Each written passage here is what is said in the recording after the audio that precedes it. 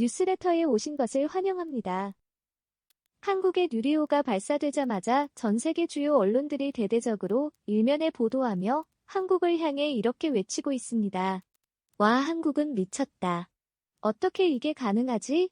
한국인들은 1년 안에 벼락부자가 될 것이다라고 말이죠.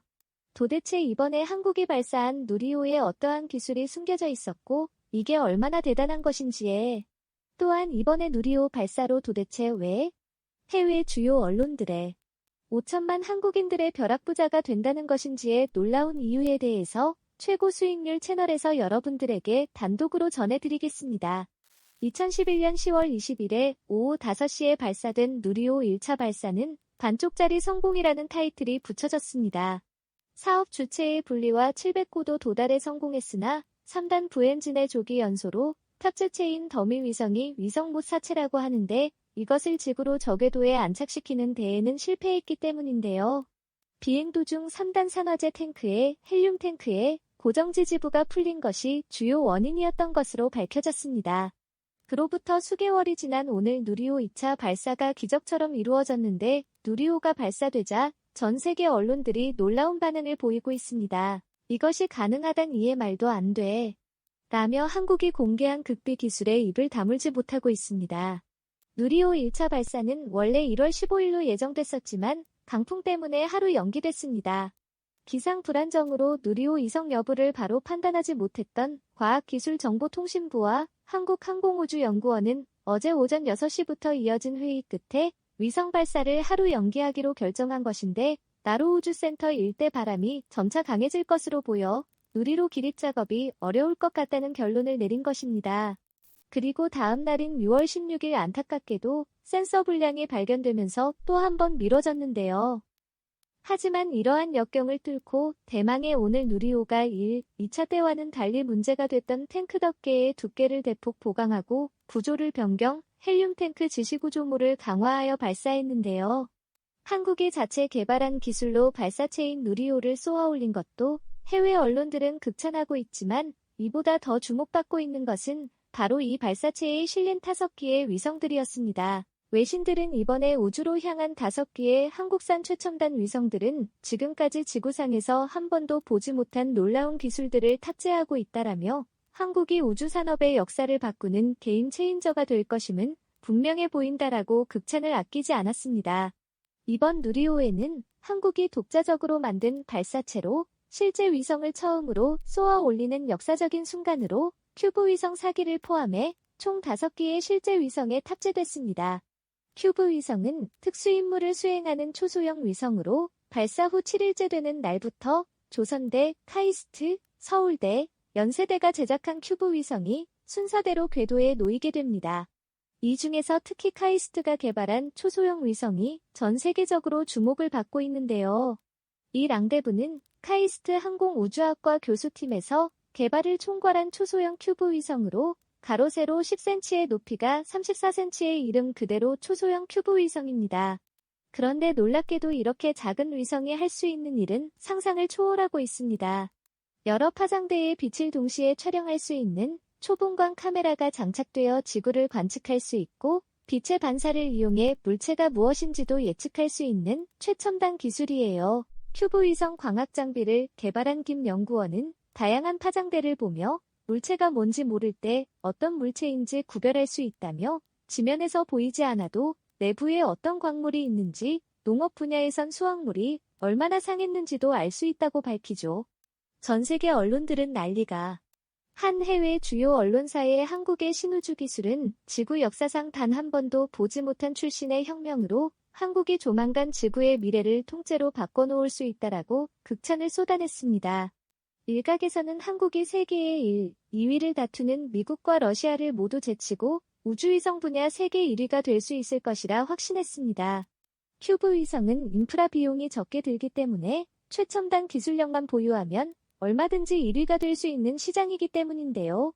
세계 최고 수준의 IT 기술을 보유한 한국 외에 충분히 가능성이 있다는 것입니다. 전 세계가 한국에 놀라고 있는 것은 이번 누리호뿐만이 아닙니다. 지금부터 약 2달 후인 8월 3일 한국이 우주산업에서 최대의 빅 이벤트라 불리는 달 탐사선 다누리호가 발사됩니다. 다누리 오늘 이날 미국 플로리다주에서 민간 우주기업 스페이스X 제사용 로켓에 실려 발사될 예정입니다. 이를 위해 이달 현재 대전의 한국항공우주연구원에선 방진복을 입은 연구진이 일단 유리에 탑재체 6종 정밀 점검 등 막바지 작업에 한창인데요. 이상률 항우 연원장은 3일 현장 설명회에서 다누리 발사에 성공하면 한국은 진정한 우주 탐사국이 되고 이는 심우주로 나아갈 수 있는 것을 의미한다고 말했습니다. 힘을 주는 화성처럼 지구에서 달보다 더 멀리 떨어진 곳을 가르칩니다.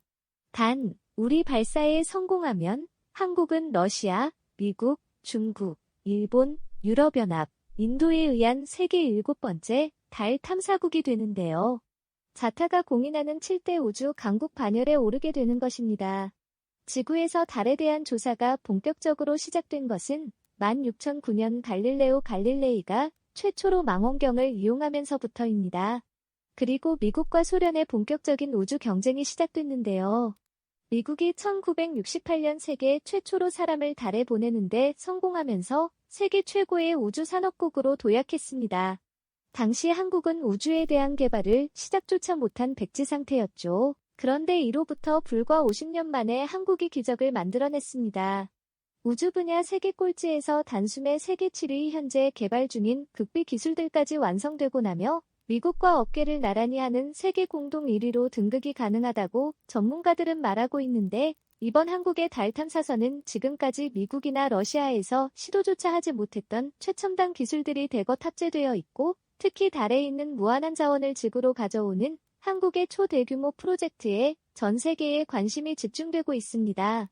달기지 건설 때 지구에서 물자를 가져오는 것이 아니라 현지 자원을 채취해 활용합니다.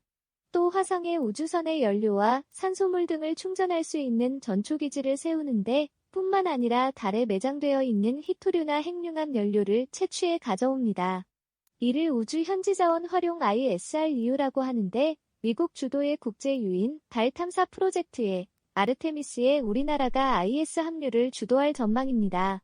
우리 연구진이 미국 나사에 제안한 기술 분야에 마이크로 분광기를 활용한 달 자원 탐사와 달 표면의 정전기를 없애고 이를 에너지로 활용하는 것, 달 자원 추출 장치를 포함해 총 4가지입니다. 한국지질자원연구원의 김경자 박사는 오후에 나사에서도 지질자원연구원을 비롯한 우리나라의 연구진이 이쪽 분야 기술 개발을 잘 한다고 인식하고 있어 긍정적이라며 나사도 아직까지 IS 한류 관련 기술들의 기술 성숙도 7단계가 거의 없으며 파일럿 단계인 6단계 이하인 것도 많다면서 우리가 갖고 있는 기술을 활용해 미국과 대등하게 협력할 수 있는 분야라고 말했습니다.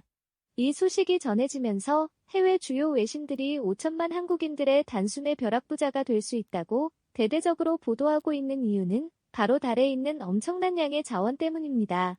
달의 21세기 최고의 전략자원으로 꼽히는 히토류 외에도 우라늄과 헬륨 스프레이 등이 풍부하게 매장된 것으로 추정됩니다.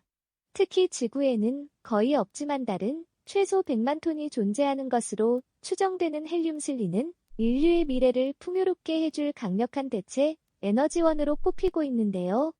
헬륨을 핵융합 발전에 활용하며 유해 방사능 폐기물 없이 원자력 발전에다 10배 이상 효율로 전기 에너지를 만들 수 있습니다. 학계는 헬륨3가 100만 톤만 있어도 지구온난화나 환경오염, 방사능의 문제 등 없이 모든 인류가 1년간 사용하는 에너지를 생성할 수 있다고 분석했습니다. 이뿐만이 아닙니다. 한국이 세계 최초로 환경탑재제가 실린 정지궤도 위성을 성공시켰습니다. 평균적으로 7년에 한 개씩 겨우 개발이 될까 말까 하는 수준의 초고난도 정지궤도 위성으로 기존보다 3배 이상 개선된 해상도로 전 세계 대기오염과 해양오염 등을 정밀하게 관측할 수 있게 됐습니다. 세계 최초로 개발에 성공한 이 정지궤도 위성으로 전 세계 곳곳에서 도대체 무엇 때문에 대기오염이 발생하고 있는지 관측할 수 있기 때문에 엄청난 관심이 집중되고 있는데요. 중국은 난리가 났습니다. 그동안 중국발 미세먼지가 한국으로 건너와 우리들의 호흡기에 치명적인 타격을 입혀도 증거를 보여달라며 오히려 화를 냈던 중국. 하지만 이번 한국의 최첨단 정지궤도 위성 개발이 성공하면서 중국에서 얼마만큼의 미세먼지와 초미세먼지가 한반도로 건너오는지의 실시간으로 선명한 증거사진과 함께 영상을 확보할 수 있게 됐습니다. 미국과 유럽 등이 한국산 청, 재궤도 위성을 초대 규모로 사들일 것으로 전망되고 있는데요. 지구온난화로 인한 전 세계적 피해가 기하급수적으로 커지면서 한국산 신형 정지궤도 위성을 대규모로 띄워 실시간으로 전 세계 모든 국가별 환경오염 정도를 정밀하게 측정해 국가별로 환경세를 물리는 것이 가능해지기 때문입니다. 이에 환경단체들은 한국이 지구를 살린 영웅이라며 극찬을 아끼지 않았습니다. 시청해주셔서 감사합니다. 즐겨찾기를 남겨두고 구독하여 최신 뉴스를 받아보세요.